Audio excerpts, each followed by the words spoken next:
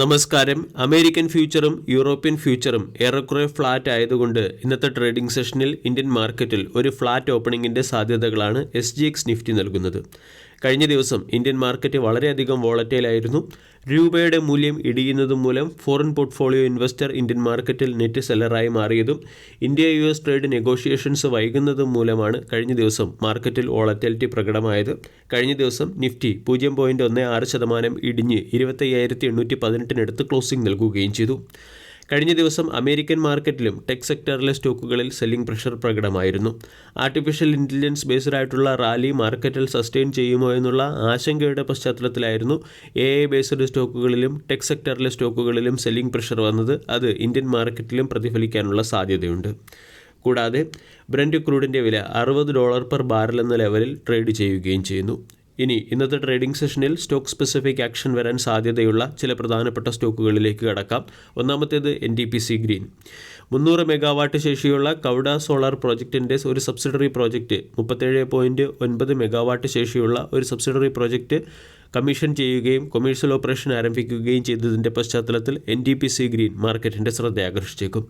KP green എന്ന സ്റ്റോക്കിനെയും focus ചെയ്യാം. കാരണം KP ഗ്രൂപ്പ് റിപ്പബ്ലിക് ഓഫ് ബോട്സ്വാനയുമായി ചേർന്ന് ലാർജ് സ്കെയിലിൽ renewable energy storage, transmission infrastructure തുടങ്ങിയവയിൽ ഒരു മെമ്മറാൻഡം ഓഫ് അണ്ടർസ്റ്റാൻഡിങ്ങിൽ ഒപ്പുവെച്ചിട്ടുണ്ട്.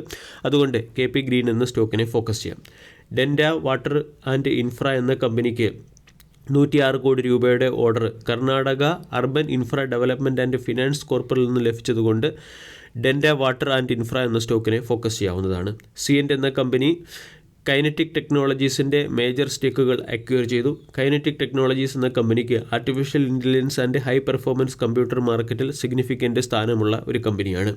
197 കമ്മ്യൂണിക്കേഷൻ എന്ന കമ്പനിക്ക് ഫിസിക്കൽ പേയ്മെൻറ്റിൻ്റെ പേയ്മെൻറ്റ് അഗ്രിഗേറ്ററായി പ്രവർത്തിക്കുന്നതിന് RBIയുടെ സൈഡിൽ നിന്നും അപ്രൂവൽ ലഭിച്ചതുകൊണ്ട് 197 കമ്മ്യൂണിക്കേഷൻ എന്ന സ്റ്റോക്കിനെയും ഫോക്കസ് ചെയ്യാവുന്നതാണ്. മാരിക്കോ സത്യ ന്യൂട്രിക്കൽസിൻ്റെ 40% സ്റ്റേക്കുകൾ അക്വയർ ചെയ്യാൻ തീരുമാനിച്ചിട്ടുണ്ട്.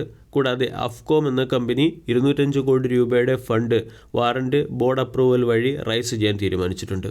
അതോടൊപ്പം തന്നെ നമുക്ക് ഫോക്കസ് ചെയ്യാവുന്ന റെയിൽ സെക്ടറിലെ ഒരു സ്റ്റോക്ക് ടിറ്റഗാർ റെയിലാണ്. ടിറ്റഗാർ റെയിൽ എന്ന കമ്പനിക്ക് ഇന്ത്യൻ റെയിൽവേയ്ക്ക് ആവശ്യമായിട്ടുള്ള rail borne maintenance vehicle manufacture ചെയ്യുന്നതിന് വേണ്ടി 273 കോടി രൂപയുടെ ഓർഡർ ലഭിച്ചിട്ടുണ്ട്. ഓല ഇലക്ട്രിക് എന്ന സ്റ്റോക്കിൽ ഇന്ന് സെല്ലിംഗ് പ്രഷർ വരാനുള്ള സാധ്യതയുണ്ട്. കമ്പനിയുടെ പ്രൊമോട്ടറായ ഭവേഷ് അഗർവാൾ കമ്പനിയിലുള്ള സ്റ്റേക്ക് ഹോൾഡിംഗ് 36.78% നിന്ന് 34% കുറയ്ക്കുന്നതിൻ്റെ ഭാഗമായി ഡിസ്കൗണ്ട് സെല്ലിംഗ് നടത്തുകയാണ്. ഭവേഷ് അഗർവാൾ കമ്പനിയുടെ 2.68 കോടി ഷെയറുകളാണ് കഴിഞ്ഞ 2 ദിവസം കൊണ്ട് 234 കോടി രൂപയ്ക്ക് സെൽ ചെയ്തത്. വാരി എനർജി എന്ന കമ്പനി വായുശക്തി റിന്യൂവബിൾസ്, ജിയോ നോവ എനർജി, അക്വാറേ റിന്യൂവബിൾ എന്ന പേരിൽ 3 സബ്സിഡറി കമ്പനികൾ ആരംഭിച്ചിട്ടുണ്ട്. ആൻ്റണി വേസ്റ്റ് എന്ന കമ്പനിക്ക് 1330 കോടി രൂപയുടെ ഓർഡർ BMCയിൽ നിന്ന് ലഭിച്ചിട്ടുണ്ട്. മുനിസിപ്പൽ സോളിഡ് വേസ്റ്റ് ട്രാൻസ്പോർട്ടേഷനുമായി ബന്ധപ്പെട്ടാണ് ആൻ്റണി വേസ്റ്റ് എന്ന കമ്പനിക്ക് 1330 കോടി രൂപയുടെ ഓർഡർ ലഭിച്ചിരിക്കുന്നത്. Corporate announcement point of view MCX എന്ന സ്റ്റോക്കിനെ ഫോക്കസ് ചെയ്യാം. MCXൻ്റെ 1:5 എന്ന റേഷ്യോയിലുള്ള സ്റ്റോക്ക് സ്പ്ലിറ്റിൻ്റെ റെക്കോർഡ് ഡേറ്റ് പുറത്തു വന്നിട്ടുണ്ട്. ജനുവരി 2-ാം തീയതിയാണ് സ്റ്റോക്ക് സ്പ്ലിറ്റ് റെക്കോർഡ് ഡേറ്റ്. കൂടാതെ SGX സിർമ എന്ന കമ്പനി എൽകോം എന്ന കമ്പനിയുടെ 60% സ്റ്റേക്കുകൾ 235 കോടി രൂപയ്ക്ക് അക്വയർ ചെയ്തതുകൊണ്ട് സിർമ SGS എന്ന സ്റ്റോക്കിനെയും ഇന്ന് ഫോക്കസ് ചെയ്യാം. വീഡിയോ എല്ലാവർക്കും ഇഷ്ടമായി എന്ന് വിശ്വസിക്കുന്നു. താങ്ക്